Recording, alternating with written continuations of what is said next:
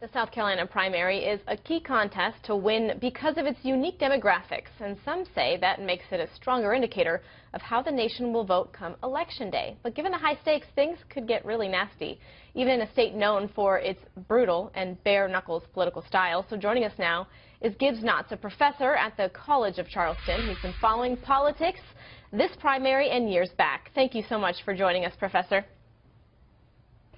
Hey, happy to be here. Hey, why is South Carolina known for its dirty tricks and smear campaigns?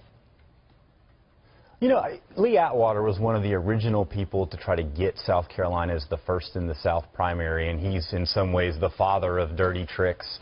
You know, people point to the Bush, the fake poll where they contacted McCain supporters and said, would you support McCain if he fathered an illegitimate black child, even though that wasn't true. But it's also been something Democrats have done down in South Carolina. Bill Clinton famously told Obama supporters that a vote for Obama was like supporting Jesse Jackson, who wasn't considered to have as strong of a candidacy back when he ran as Obama. So it's somewhere I think people get a little desperate. It's pretty quick. New Hampshire and Iowa are over, and there's just a quick turnaround time to try to make a mark in South Carolina. Well, you say desperate, but perhaps for good reason. The winner of the South Carolina GOP primary has won the nomination in every contest between 1980 and 2008. So are voters there, are their minds still to be made up? Do candidates have a high road, a tough road this next week ahead?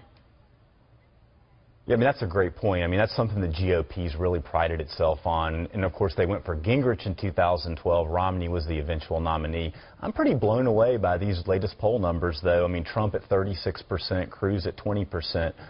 It's that fight for the third place. Who's going to be, if there is an establishment candidate that comes out of South Carolina. But right now, Cruz is tapping into evangelical voters, which make up about 60% of the electorate. So is Trump. And Trump's also tapping into a lot of the folks that are frustrated with what's going on in Washington. And so those are the leaders. It's just, between Kasich and Bush and Rubio, who's going to be that third person out of South Carolina? That's what I'm looking for. And again, they're all making strong cases here, but it really hasn't, of the three of them, one of them hasn't really emerged as the third place right now. Well, and you brought up a good point on who's on top on those polls. On the heels of New Hampshire, where voters there they spoke loud and clear. They're angry, they're frustrated. Are we going to see the same headlines out of South Carolina?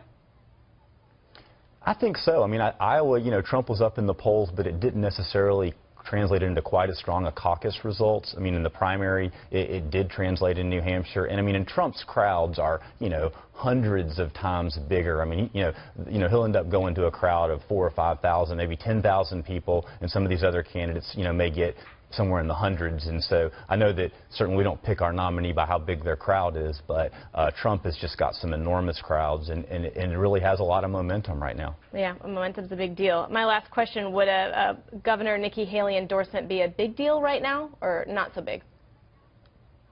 I think so. She's really one of the top two most popular politicians in South Carolina. Tim Scott, our junior senator, he of course has come out behind Rubio, but Haley's kind of the last big endorsement on the Republican side that hasn't selected somebody. So I do think that would make a difference. She's got a ton of national attention after the way she handled both the Walter Scott shooting and of course the shooting at the Emmanuel Church in Charleston. And so that's a big endorsement. I'm curious to see whether she makes a statement. I know she'll be at the debate tonight.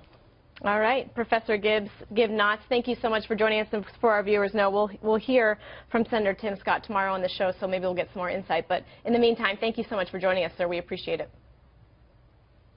You're welcome.